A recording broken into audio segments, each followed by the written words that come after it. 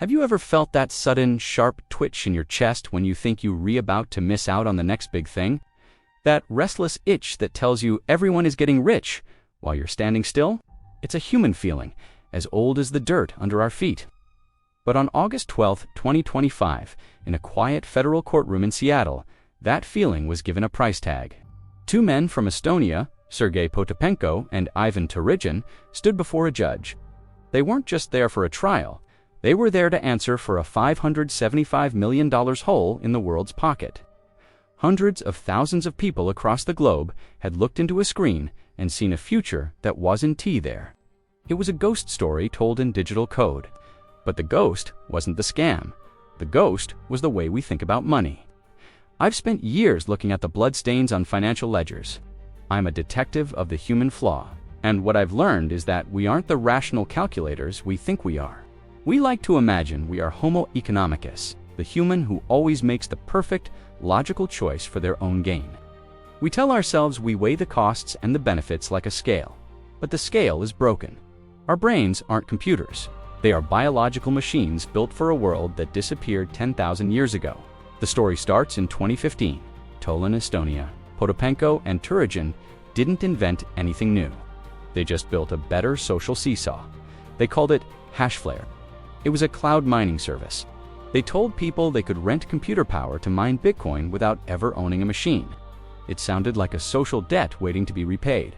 I help you today by giving you my money, and the machine helps me tomorrow by giving me Bitcoin. This is what we call reciprocity. It's the ancient logic of the tribe. If I give you a piece of my hunt today, you'll give me a piece of yours when I'm hungry. But in the digital world, the person you're helping is a face on a dashboard. The dashboard showed 440,000 investors their mining returns. The numbers went up every day. The slot machine light in their brains was turned to full blast. When a professional trader looks at a high-risk gamble, their brain lights up in a specific spot, the ventromedial prefrontal cortex. It's the part of us that integrates feelings into value. It's the sweet spot of the brain. But when things get risky, the fear center, the amygdala, kicks in to tell us to run. The scammers knew how to keep that fear center quiet. They used table talk tricks. They framed the whole thing as a technological mystery. If you don't understand it, it must be genius, right? That's the authority shortcut. We see a glitzy asset and we stop asking questions.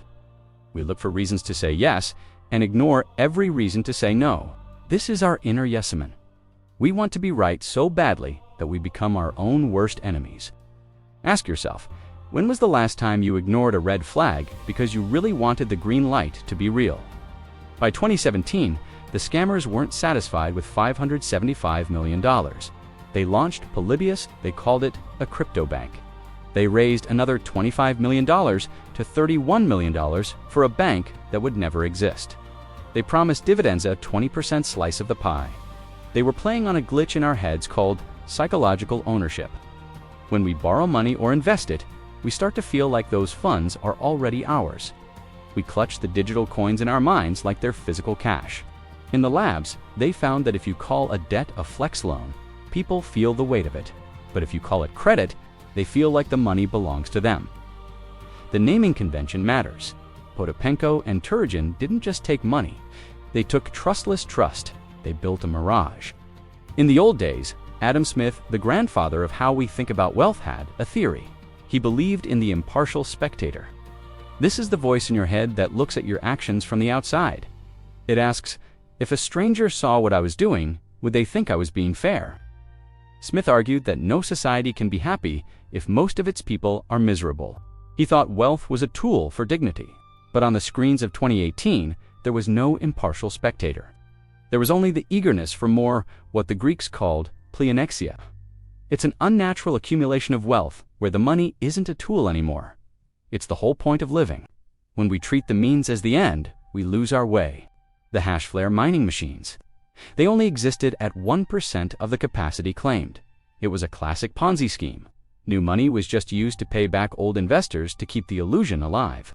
The scammers were buying Estonian real estate, luxury cars, and chartering private jets, while the people on the other side of the screen were losing their life savings. When the hammer finally came down in that Seattle courtroom in 2025, The sentence was 16 months' time they had already served while waiting for trial. They were sent home with a $25,000 fine and some community service. To many, it felt like the system itself was checking out. It's a form of legal void, a feeling that the rules don't mean anything. Why does this matter to you? Because we are all living in a spectacle of images and empty displays. We chase status symbols that have no real purpose for our well-being. We've reduced every value to a price tag. This is what philosophers call economic nihilism. It's the feeling that nothing has inherent worth and everything is just what someone else will pay for it. We think we are the players in the market, but we are often just the commodities. We are trapped in a loop of thinking fast when we should be thinking slow. We rely on mental shortcuts, heuristics that were meant to help us find berries in the woods, not to navigate complex digital derivatives. The $575 million didn't just vanish into real estate and jets, it vanished into the gaps of our own psychology. We fell for the social seesaw because we are wired to trust reciprocity. We fell for the dashboard because our brains love a sweet spot reward. And we fell for the crypto bank because we wanted to own a piece of the future without doing the work of the present. The unsettling truth isn't that there are scammers in the world. The truth is that the scammers aren't the ones who broke the system. They just found the cracks that were already inside of us. We are specialists without spirit. We VA mastered the how of making money, but forgotten the why of having it. The case of HashFlare is a mirror. If you look closely enough at the 440,000 victims, you won't see strangers. You'll see a version of yourself that simply wanted to believe in a shortcut. And as long as we keep our impartial spectator silenced, there will always be another screen, another dashboard, and another ghost story waiting to be told. The numbers on your screen are changing right now.